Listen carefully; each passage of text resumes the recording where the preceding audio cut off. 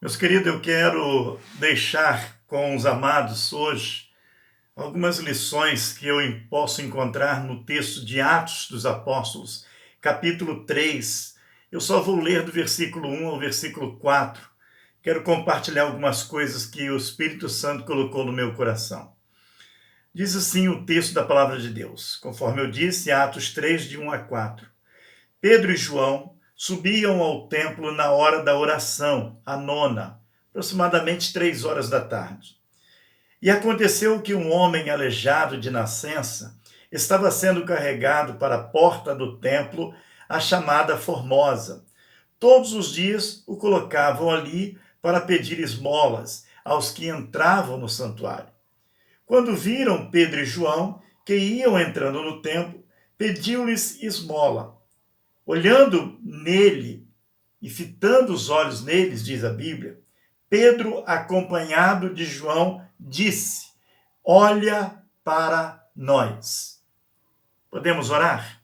Deus, fala aos nossos corações. Permita-nos entender um pouco da tua palavra. Não nos permita divagar, nem mesmo navegar por caminhos que estejam fora daquilo que o Senhor quer para esta noite.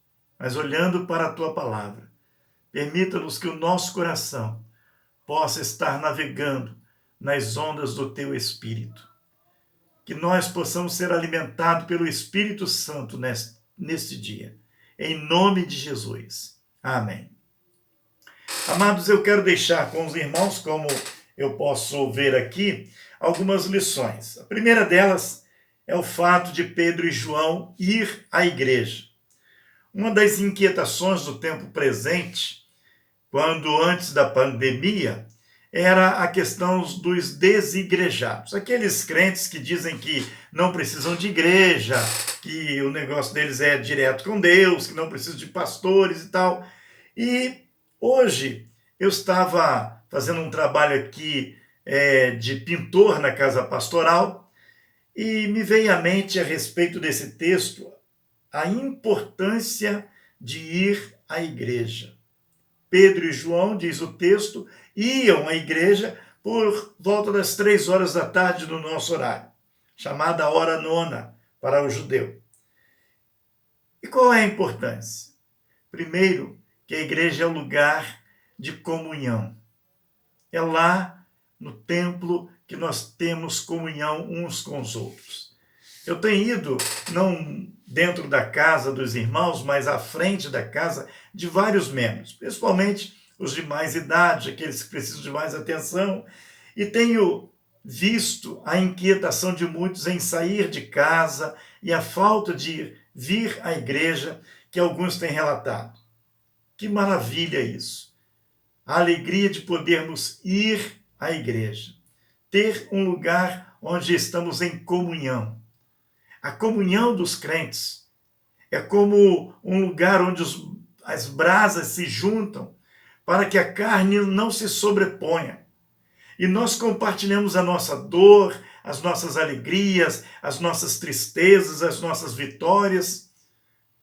E que falta faz estarmos em comunhão no santuário?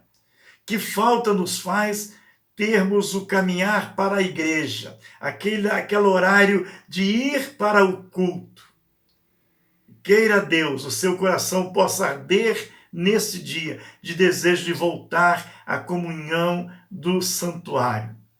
A comunhão, então, é a primeira lição. A segunda lição, que indo para a igreja, eles iam com um propósito. Era um horário de culto de oração. Santuário é lugar de comunhão em oração. Igreja é lugar onde nós vamos estar compartilhando as nossas orações, em comunhão compartilhar a nossa oração e dizer: Deus, amém por essa declaração.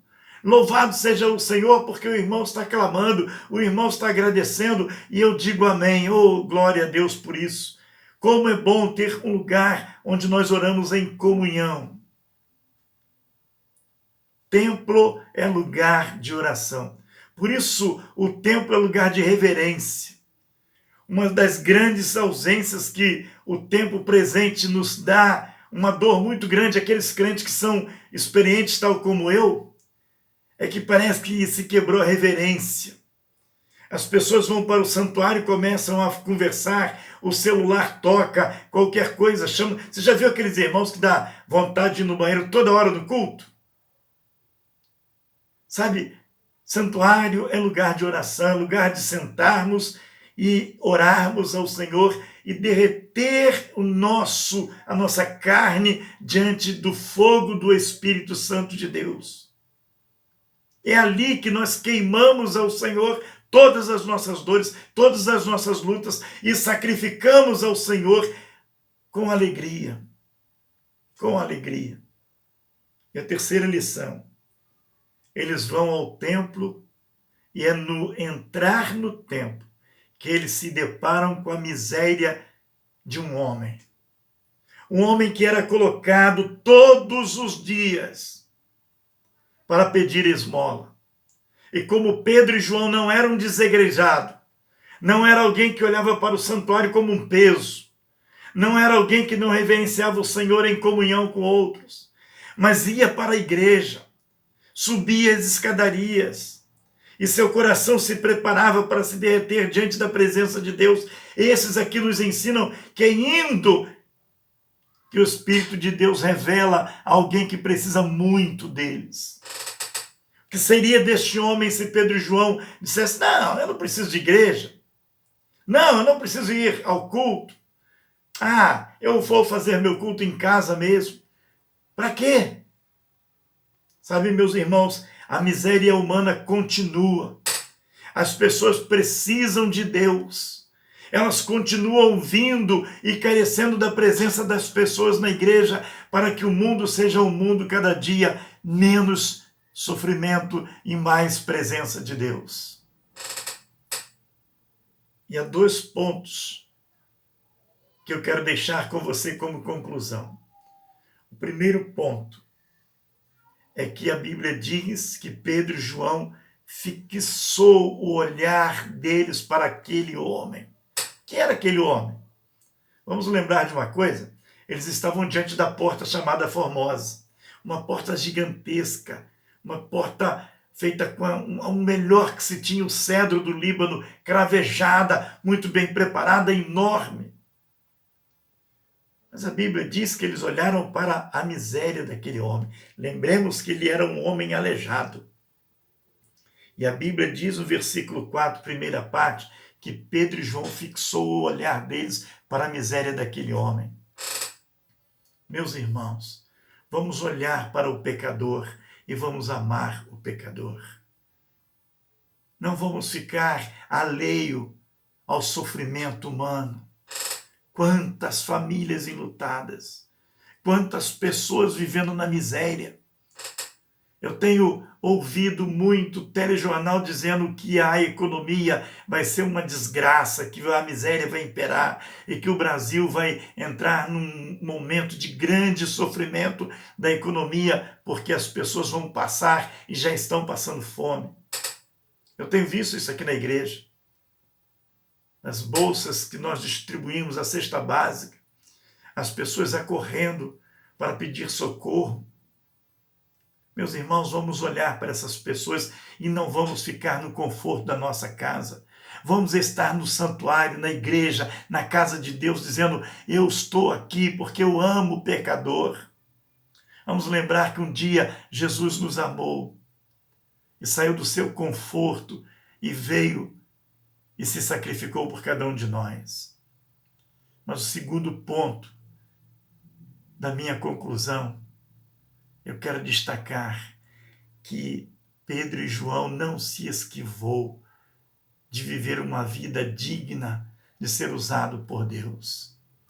O texto no versículo 4 termina de uma forma enfática, dizendo: olha para nós. Meus irmãos, como é importante o pecador ter referência. Como é importante as pessoas dizerem assim: aquela pessoa me conduz à presença de Deus. Estar junto com aquela pessoa me faz sentir a presença de Deus. Eu perdi vários amigos pastores que morreram por causa dessa epidemia, por causa desse vírus. Eu tenho visto muitos pastores que ficaram viúvos. Falava para Laura, só num dia foram 4 esposas de pastores que faleceram. Até hoje, se eu não me engano, hoje é 28 de maio. E agora que eu estou gravando esse vídeo, são 19 horas. 42 pastores que eu conhecia, batistas, presbiterianos e assembleianos, que eu os conhecia, faleceram. Os seus sepultamentos foram as famílias. Eu perdi pelo menos um grande amigo, que era um empresário. Perdi uma ex-ovelha, que era um outro empresário. Eu sei o quanto dói. Mas eu tenho orado por essas famílias. Mas eu fico pensando naquelas famílias que estão perdendo pessoas que não têm Jesus Cristo no seu coração.